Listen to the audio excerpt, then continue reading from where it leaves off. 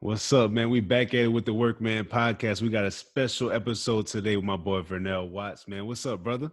Hey, man. Thank you for having me, bro. I really do appreciate it. Yeah, man. We here to talk about credit today, man. This man right here is a credit guru, man. Everything you need to know about your personal credit, get with this man. So I'm gonna let him introduce himself. He got too many accolades for me to remember, so I'm gonna just let him go ahead and introduce himself. I appreciate that, brother. My name is Vernell.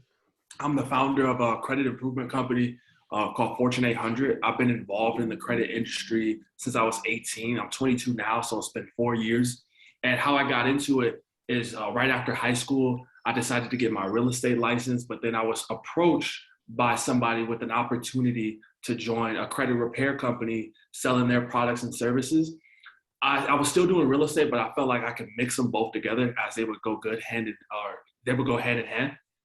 So I started doing that, but it took me forever to start making money in real estate. Like I was doing a lot of volume. I was doing 100 doors a day. I was doing cold calls for sell by owners, expires. Like I was really grinding it out up at 6 a.m, really doing it. And I was like, I haven't made any money yet. It's been 2 months. I was like, let me see. And that's me being a little bit impatient because I was 18. I was like, let me see what this credit repair company is talking about. Started promoting their products and services. I made within my first week of going hard, I made like $1,000. It was $100 per sign up. I signed up 10 people. I was like, okay, maybe I should put this on the back burner. I should put real estate on the back burner. I've already made $1,000 doing this. Mm-hmm. Then come to find out the company was a scam. And then eventually I left the company. I was making a decent amount of money, especially for my age, around $3,000 a month. I bought myself a BMW. I was doing well. But I had to leave that company and I had to go work at an elementary school making $9 an hour. And the reason I did this because I couldn't attach my name to what was going on. And I had these bills that I had to cover immediately. And then I figured I should talk about this and share my experience. And then I wrote my first book, and then my most popular book being The Credit Reset. And we've been growing ever since. Doing well. We've helped over 1,000 people with our books, with my one-on-one program. But it's been quite the journey. I've been able to help a lot of people purchase homes, buy cars, fund businesses. So overall, it's been a great journey, but that's a little of how I got into it. Nice, bro. So how was that's amazing too. That's amazing, bro. To like, be able to do that. Yeah.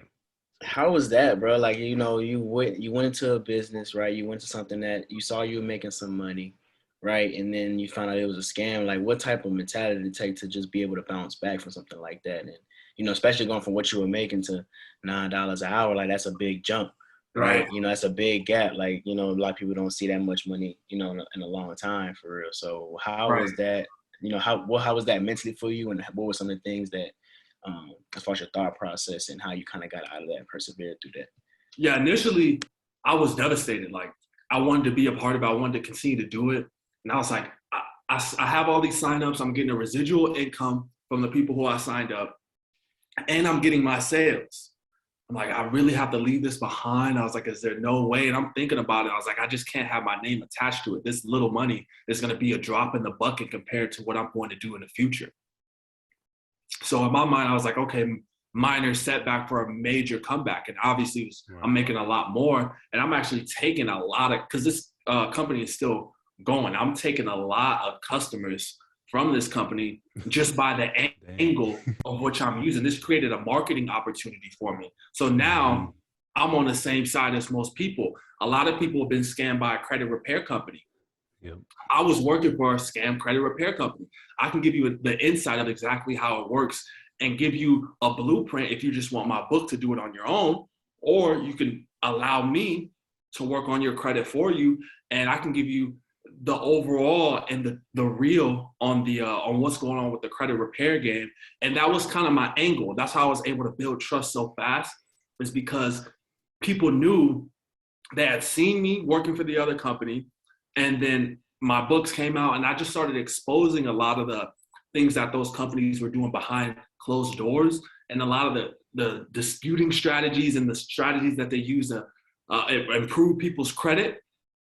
I started to share those with other people without expecting anything in return. And my mindset was to answer your question, my mindset was just, this is just going to be a drop in the bucket, $3,000 a month. I'll be making, $3,000 an hour soon enough. Mm-hmm. Played the long game on it. You found the gap, played the long game. Right. But yeah, bro. So it seems like we in the time where tax season coming around. We're going to run into a large sum of money. Most people, regular W-2 employees, 9-to-5 employees.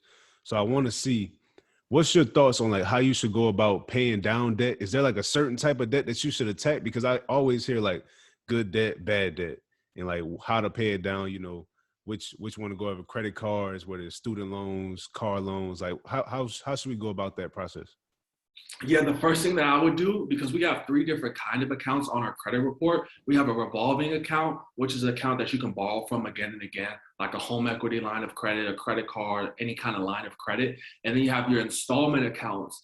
And that's the accounts that have a set date in which they're going to be paid down, your mortgage, your car, a personal loan. And then you have an open account. That's an account where the bill is due at the end of each month in full. So like a American Express charge card, a platinum card, a utility bill, a phone bill, something along those lines, where the balance is due in full at the end of each month.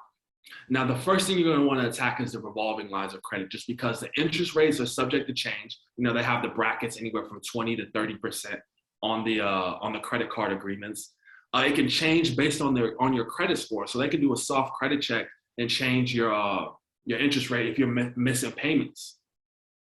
That can end up happening. So you want to make sure you take the largest interest rate. And if you've been paying on time for at least 2 years, you can call the credit card companies. It sometimes works when you have a larger balance, but it definitely works when you have a lower balance. Call them in if you've been paying your credit card on time for 2 years. Ask them for an APR adjustment, and they can work with you on lowering it anywhere from 5 to 12%. Anywhere from 5 to 12% can get lower. So that's one thing. You want to make sure you can be in a position to negotiate and get everything down as low as possible, and then start chipping away at the highest interest rates on the revolving loans. And then the installment loans, I wouldn't worry about them too much, because if you pay them off a little bit early, like I'm not sure if you've ever heard anyone say this, but they paid off their car early and their score dropped like 50 points. When you pay off an installment loan early, you get a penalty. It's very temporary. It's like 3 months penalty of about 20 to 50 points from what I've seen. I still don't know the exact reason why, but paying off an installment loan, what I usually tell people to do is to pay it down to $1 and then call the credit card, or not the credit card, but the credit issuer, and have your $1 last payment scheduled on the date that the loan was supposed to be paid off. Because having it paid as agreed is just a lot better than paying it off early. In my experience, I don't know what the actual reason for this is. You can't get a straight answer out of most people and out of the credit card companies or the credit bureaus. But this is just what I've noticed from looking at a lot of credit reports, speaking to thousands of people, doing a lot of research. That's what I found works the best for paying down your debts. Okay. You just dropped a lot of gems right there. I don't know. Yeah, Hope everybody just caught all that. Whoa, you surprised me when you said I can call the credit card company and reduce them to 5 to 12% APR. Are you serious? You can reduce it up to 5 to 10%. Dang. I mean, not 5 to 12%. 5 to 12%. Wow, that's crazy. And most people think that that's a good thing, that if you pay your car off, you pay these installment loans, like you were saying, paying it off, like, oh yeah, I paid it off, but you still see it on the back burner. I didn't know that either, so I'm learning. I'm tapped in right now, because sometimes they have like that early payoff penalty, which I kind of understand, because like the bank got to make their money too. You know, the interest is how they make their money. Right. So I understand how you get that score drop after you pay it off. Right. Nah, bro. I got another question for you, bro. So, since you're giving all this knowledge. All right. So say somebody has like a $5,000 credit limit. They've been paying their card on time. They're using it, modestly, keeping the utilization down below 30%. How do they go about increasing their credit limit and like negotiating with the bank, and kind of like how you were saying you can negotiate with your leverage and stuff like that? How do you go about increasing that limit?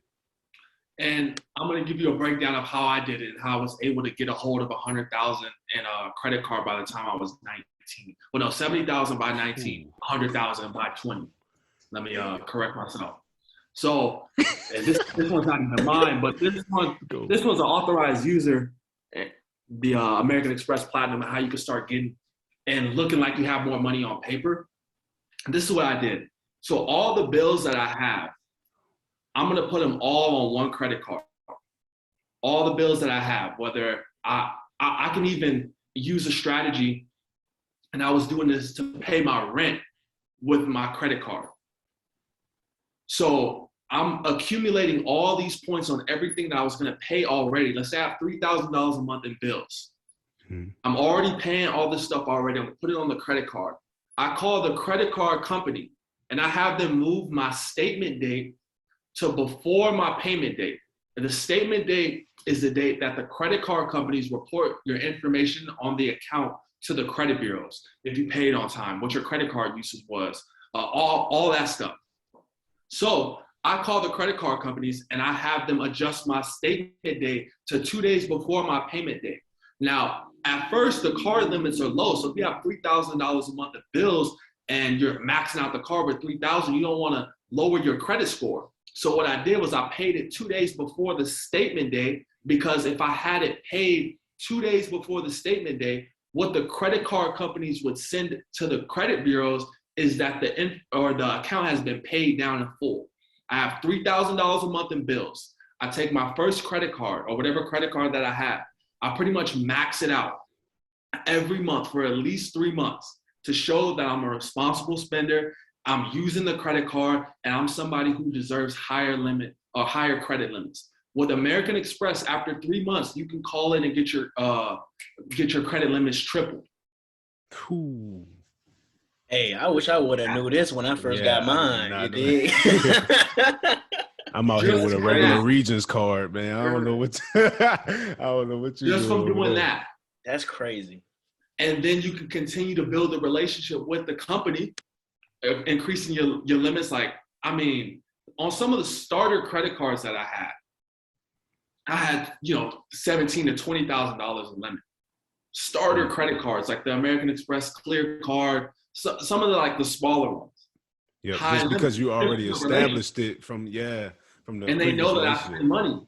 Now, if you want to take it to the next level and get to that 100,000 mark, you know how each online business, it has a merchant account where a bank is processing the payments and they take a percentage and the money is deposited into the whatever business bank account or whoever the business owner's bank account is. You can set up a merchant account immediately with Stripe.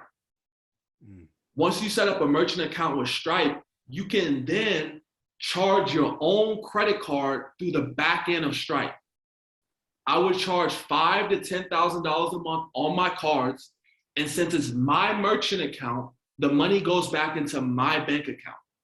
When the money goes back into my bank account, I get charged a 2% fee by Stripe, which is covered by American Express and their points. So the money gets deposited into my account. Anywhere from $5,000, sometimes $10,000 a month I would do this with. I would take the money that's deposited into my account, since it's my merchant account, and use that money that hit my bank account from the charge that I did through Stripe. So let me give you a live example. I have my credit card. I take it to Stripe. I go on the back end and I do a upload customer. I upload myself as a customer, type in my credit card, type in how much I'm going to charge it, charges it $5,000. I can have 250 deposited right away, but then the rest will take a little bit of time for the merchant and the bank to clear. After it's cleared, it's going to go into my bank account. Now I have a $5,000 charge on my credit card. Now Stripe is going to take 2% of that $5,000. But American Express, when you spend money like that, they have the membership rewards points. So whatever is the remaining balance, I can use the membership rewards points to cover whatever was remaining. And then I can start saying I make way more money than I actually do. And this is how I was able to get the 100,000 in line of credit by 20, because by the time I was 20, I just started picking up in my business, just started making a little bit of money, just started getting back to that baseline $3,000, just moved out, got my own apartment, but I use this to grow because now I have so much extra credit, so much extra credit. And then after I do this over and over again, the credit card companies will start to issue you large lines of credit, 20, 25,000. Usually they go into income checks after 30,000. So I would then move to business lines of credit if you want to go, even further. But as far as a personal credit, that's the strategy that I use. Dog, that's powerful. My mind is blown. Everything you just said was so powerful because you're really taking it into your own hands and creating wealth for yourself. Absolutely. You feel me? And that's a beautiful thing, bro. For real. Yeah, people don't understand how in charge they really are and how many options you have. Yeah. Once you start to see it, the system can take advantage of you, or you can start to take advantage of it. And I was just about to say that you took advantage of the system. You figured out what the system was, how it played out, and you didn't let your experiences, right? Even though you had some pretty bad experiences with the credit, the scamming and everything like that. Right. You took that as, not on a loss, but a lesson. And you say, okay, I'm going to learn from this. Now I'm going to grow from this. And now that really give you a fire inside you to really just say, okay, you know what? If they playing me like this, if I'm getting played from credit card company, let me go ahead and learn the game. So then I can always go ahead and provide a service and help other people. Right. And now because of what you did in your experience, now you're using your experience and helping other people. And that's the biggest part of what you're doing right now. And that's big, bro. That's very big.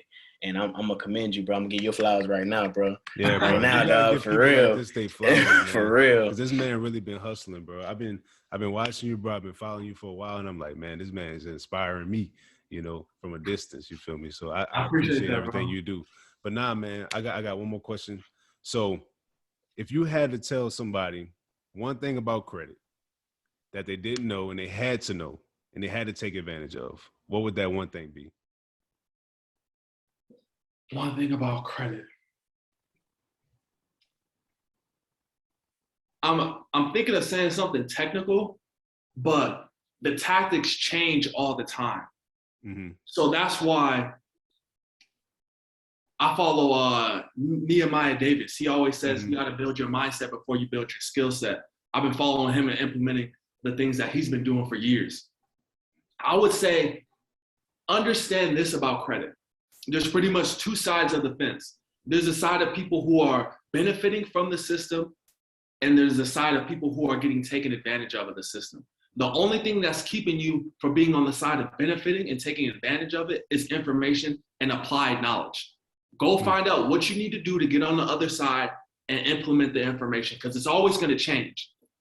This whole interview, the tactics can change tomorrow.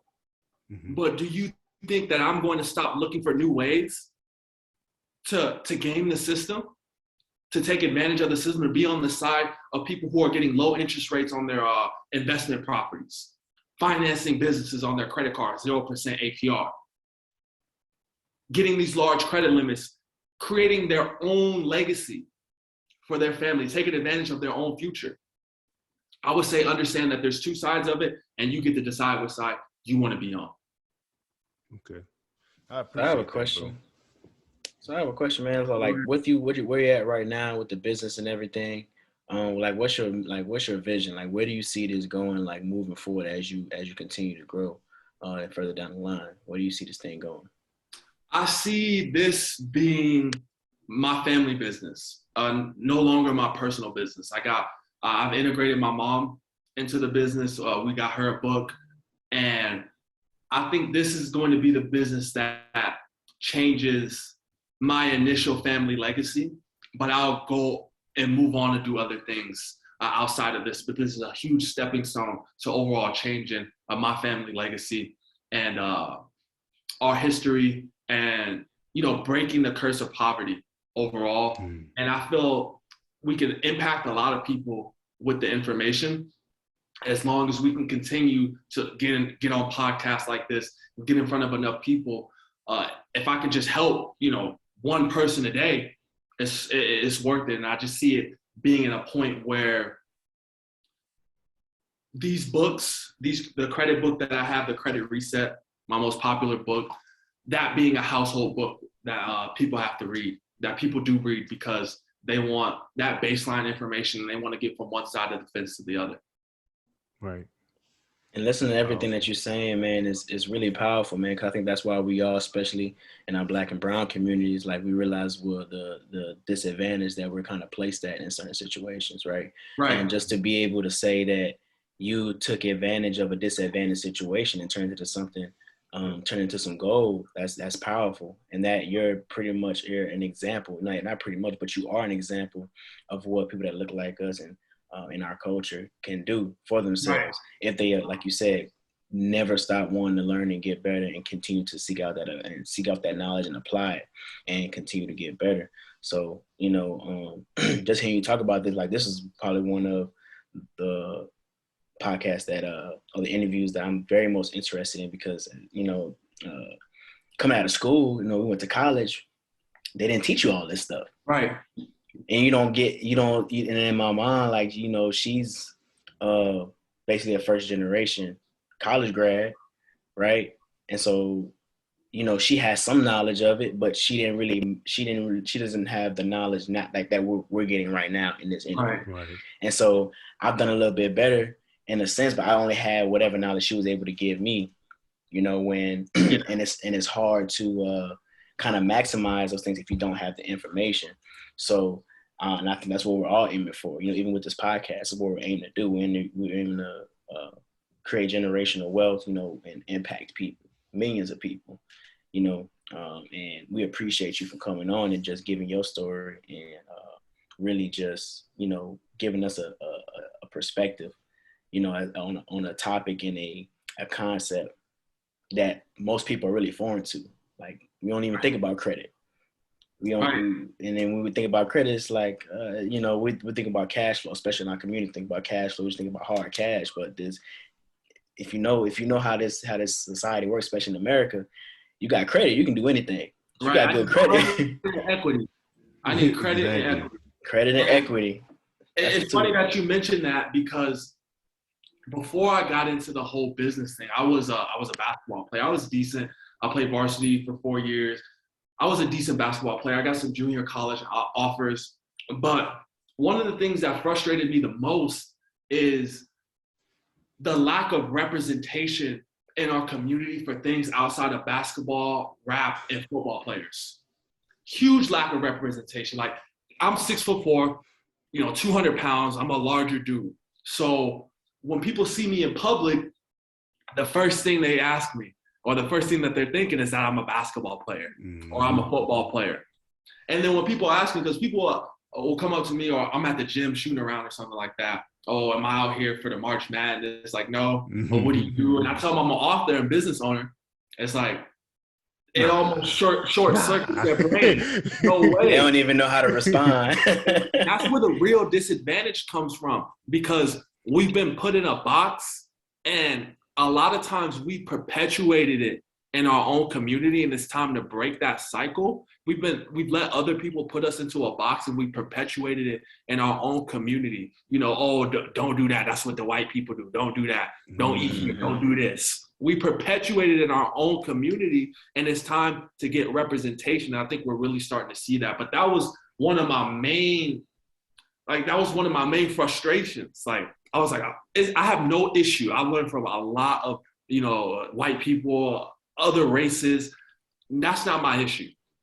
Other races are my issue. My issue is we've let other people put us in a box, and we've kind of accepted it. It's time to change that narrative. Man, that's powerful what you said, because I actually feel like I fell into that trap, early on in my life. My whole life I was raised playing baseball.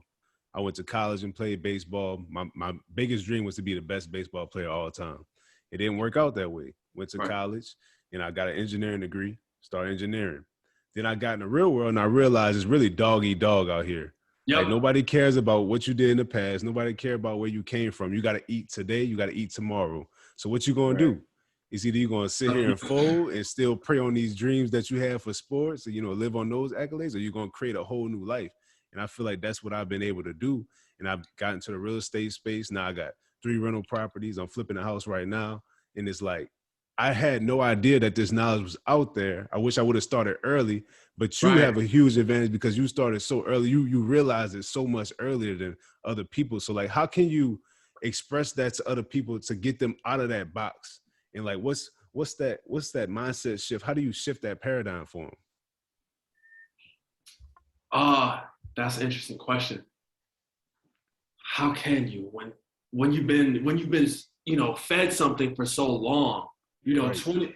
18 years of seeing only rappers and athletes be successful Black people. Like, how many times do we really see or have non-rappers or athletes represent us as Black men? You mentioned that you got you wanted to play baseball, and eventually it didn't work out, but you reinvented yourself. That's what men do. Some don't work out. We got to keep moving forward. And the mindset needs to be that I can do it, anything and everything that I put my mind to. Like, I've tried a few different things outside of the normal box. I was like, let me just find out if I'm capable of doing anything else. I tried to learn coding. I was like, okay, this is a little bit, This too slow for me. What I got going on, I was like, I don't think my talents lie here. And I started getting into sales, communication, just speaking overall, moving people to buy a product or service. I was like, I have a gift here, and I need to build upon it. And you have to start figuring out what your other gifts are. I've seen so many people that play basketball start rapping right after high school. What are you rapping for? There's only so many jobs. Like, it blows my mind. The NBA only has so many jobs available, and there's so many applicants. And nothing wrong with going to chase your dream. Absolutely nothing wrong with that. But when are we going to start having people that can contribute other things? Like, when are we going to start celebrating other kind of things? And I think the mentality is, let me see if they're right, or let me prove them wrong. And I was able to do that. Most definitely. You have. You definitely have. You definitely have, bro. Nah, for real, because I mean, me and Elgin in the same boat. It's just getting started, bro. Absolutely. The future is bright.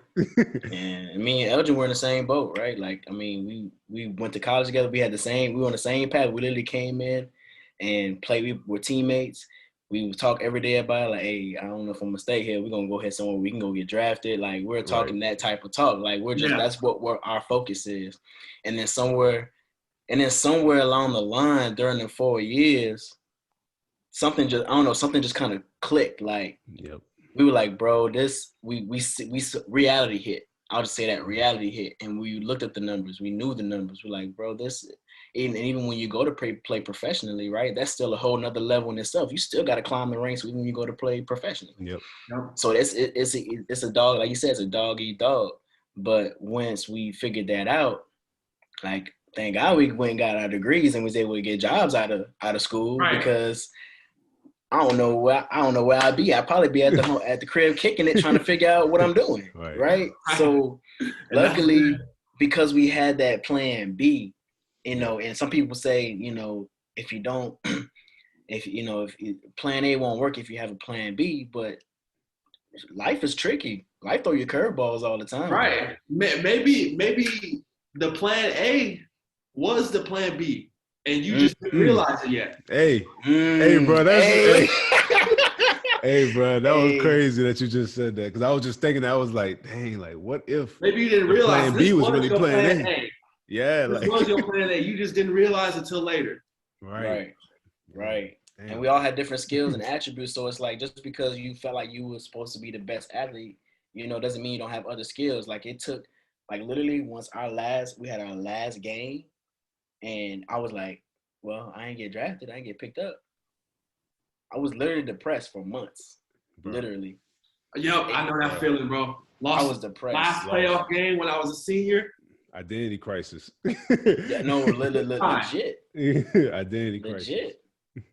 But luckily, I had, like you said, real men do is they continue to move forward. So luckily, we put in that effort in parallel to go and try to, put on our best self and go get a job or whatever, because we knew something was going to come after that. Right. You know what I'm saying? So if, luckily, even when I was in that depression, it was like, well, I got this job. They pay, I'm getting salary. So I still got to put food on the table. I'm not trying to go back Yep. to my mama crib because I know what's gonna happen when I go back to my mama crib and I'm sitting back in the city. Right. You know, I'm gonna be exposed to the same thing. And I've seen too many people come from where we come from, and they still doing the same stuff. I go back all the time. I'm in Los Angeles right now, and I go back and see the same people Yeah, doing I the bet. same stuff. And it's gonna be like that for a while. Yeah, Most of them are going to stay there unless they can see somebody else. But then another thing that I noticed is we really gotta the whole it's a scam. Like I hear a lot of making money online is a scam, credit is a scam, this is a scam. We gotta get out of that. Yep. If you get scammed, so be it. I've been scammed. It's that fear-based mentality, man.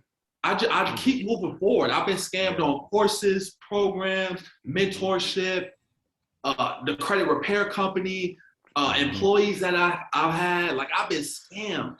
Yep. But you'll never hear me hollering about this and that. It's a scam. Because I move forward. I'm going to figure out a way. And if there isn't a way, I got to create one. Bro, that's a great ass mindset because we look in the rear view all day, bro. We looking at our feet. How can we move forward if we looking at our feet? We have to look forward. Exactly. Who was saying that? I think it was Steve Harvey. I was watching EYL podcast, and he was like, when you're driving, that's why you got that rearview mirror. That rearview mirror is small, but you got that windshield in front of you. So you always look in the rearview mirror. Your vision is always going to be limited because you're always stuck behind you. That whole interview was a gym. Dog, that was that whole interview. That whole interview was a gym, bro. Bro, the whole interview. I ain't gonna lie, bro. I don't even listen to music anymore, bro. I stopped listening to music, bro. I only listen to music in the gym just to get my workout. I stopped listening to a lot of rap music. Yeah. Like people be asking what I listen to. I'm like, it just be like stuff that get me hype in the gym. Cause I used to listen to a lot of rap in the gym, but now I do like electronic music, just something to get you all hyped up.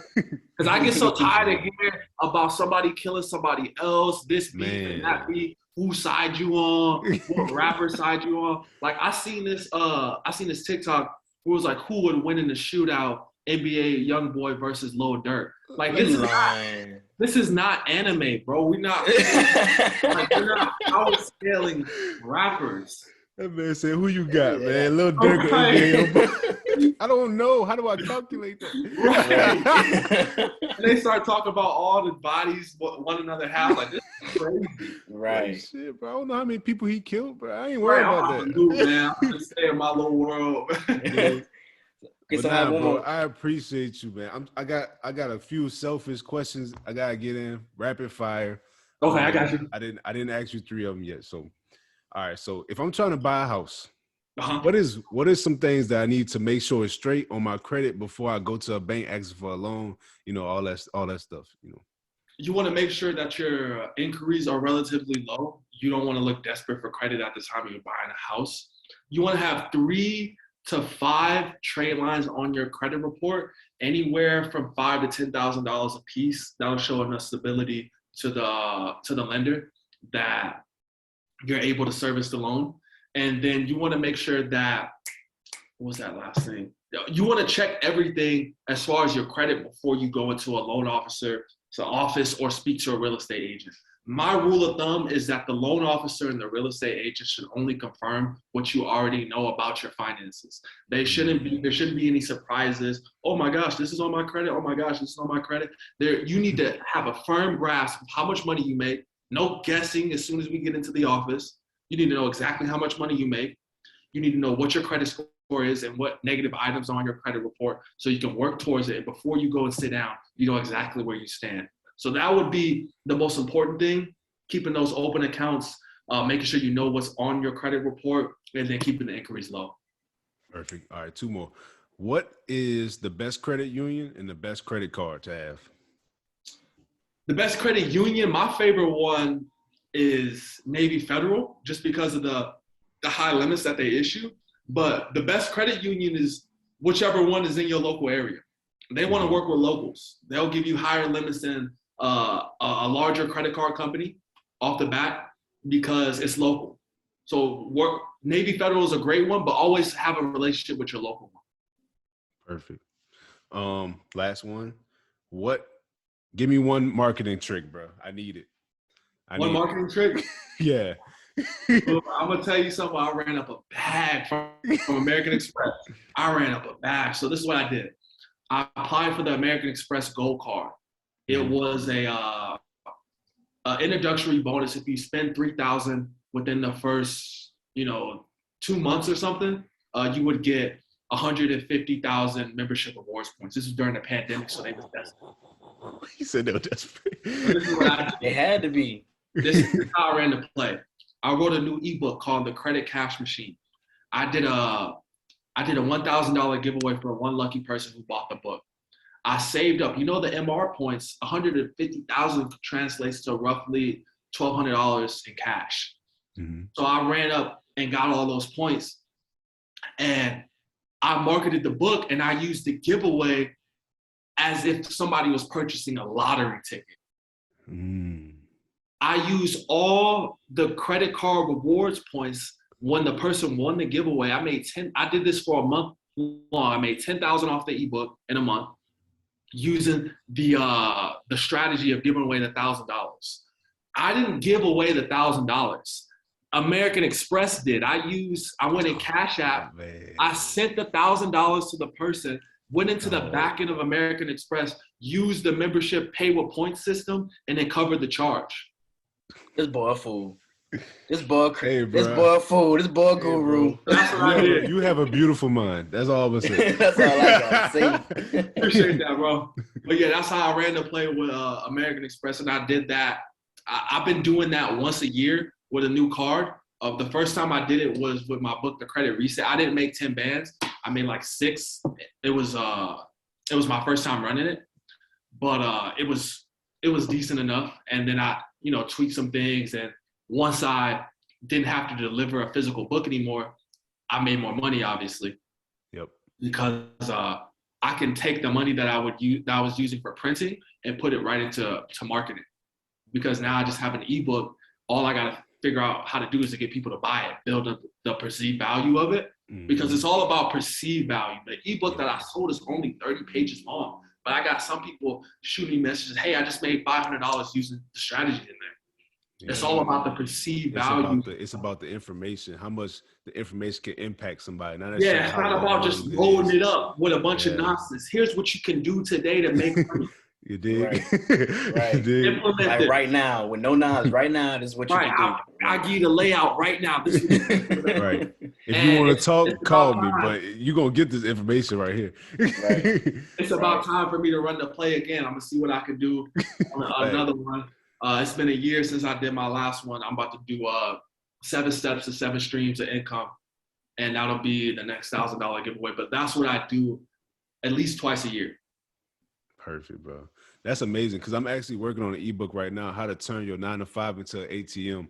Pretty much like how I leverage my 9-to-5 to buy a rental property and create that residual income to pay down, other debts and other bills and expenses and shit like that. So yeah, I'm not trying to make it too long, like you said, bro. Just straight strategies, put that shit in there, bro. 50 pages, because nobody go look at the way the phones work. The attention spans are short anyway, so you got to make it short and sweet. Exactly, bro. Damn. Do you do marketing consultations? I do something like that if for people that want to do books. Me and my friend Josh, we just came together. He has a publishing company, and I white label through it, selling the publishing, and I mix that with marketing, because this book, The Credit Reset, I give it away for free now. And I'm pretty much going to do a course on how to make 6 figures a year giving away a free book. Oh, wow. Yeah, I might have to catch up with you. We're going to talk.